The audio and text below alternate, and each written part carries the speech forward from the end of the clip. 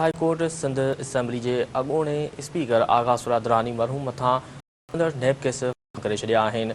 Sindh news पारां राब्तो करण ते मसीउद्दीन दुरानी जो चवणु आहे त नेब तरफ़ां शाहिदियूं पेश न करण ते अदालत केस ख़तमु करे छॾियो आहे। आगा मसीउद्दीन दुरानी जो चवणु त हू 7 सालनि खां अदालत में हाज़िरियुनि ते ईंदा रहिया आहिनि। ॻड़ी यासीन ग़रीब आवाम जूं दुआऊं गॾु आहिनि। आगाह करे रहिया आहियूं अहम ख़बर जे हवाले सां त सिंध हाई कोर्ट असेंबली जे अॻूणे स्पीकर आगा सुरादरानी मरहूम मथां हलंदड़ नेब केस ख़तमु करे छॾिया आहिनि। सिंध टीवी न्यूज़ पारां राब्तो करण ते आगा मसीउद्दीन दुरानी जो चवणु आहे त नेब तरफ़ां शाहिदियूं पेश न करण ते अदालत केस ख़तमु करे छॾियो आहे। आगा मसीउद्दीन दुरानी जो चवणो त हू 7 सालनि खां अदालत में हाज़िरियुनि ते ईंदा रहिया। ॻड़ी यासीन जे ग़रीब आवाम जूं दुआऊं साणनि गॾु आहिनि। Sindh high court Sindh assembly के अॻूणे स्पीकर आगा सुरादरानी मरहूम मथां हलंदड़ नेब केस ख़तमु करे छॾियो आहे। सिंध टीवी न्यूज़ पारां राब्तो करण ते आगा मसीउद्दीन दुरानी जो चवणु आहे त नेब तरफ़ां शाहिदियूं पेश न करण ते अदालत केस ख़तमु करे छॾियो आहे।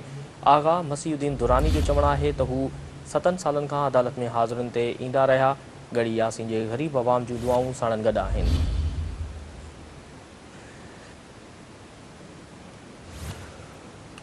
Sindh high court Sindh assembly के अॻूणे स्पीकर आगा सुरादरानी मरहूम मथां हलंदड़ नेब केस ख़तमु करे छॾियो आहे। सिंध टीवी न्यूज़ पारां राब्तो करण ते आगा मसीउद्दीन दुरानी जो चवणु आहे त नेब तरफ़ां शाहिदियूं पेश न करण ते अदालत केस ख़तमु करे छॾियो आहे।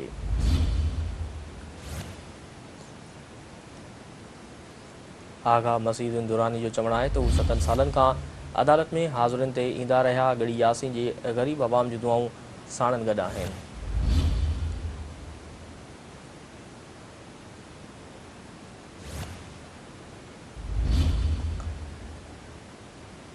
Sindh high court Sindh assembly के अॻूणे स्पीकर आगा सुरादरानी मरहूम मथां हलंदड़ नेब केस ख़तमु करे छॾियो आहे।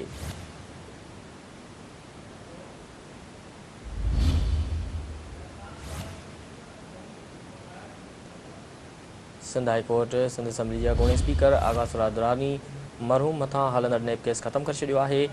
सिंध टीवी न्यूज़ पारां राब्तो करण ते आगा मसीउद्दीन दुरानी जो चवणु आहे त नेब तरफ़ां शाहिदियुनि पेश न करण ते अदालत केस ख़तमु करे छॾियो आहे। वधीक तफ़सील मालूम कंदासीं। टेलीलाइन ते मौजूदु आहे कराची खां Sindh TV news reporter Sikandar Bhutto. जी Sikandar, Sindh high court Sindh assembly के अॻूणे स्पीकर आगा सुरादरानी मरहूम मथां हलंदड़ नेब केस ख़तमु करे छॾियो आहे। वधीक घणा तफ़सील न आगाह कजो। जी Sikandar, Sindh high court Sindh assembly के अॻूणे स्पीकर आगा सुरादरानी मरहूम मथां हलंदड़ नेब केस ख़तमु करे छॾियो आहे। वधीक घणा तफ़सील न आगाह कजो।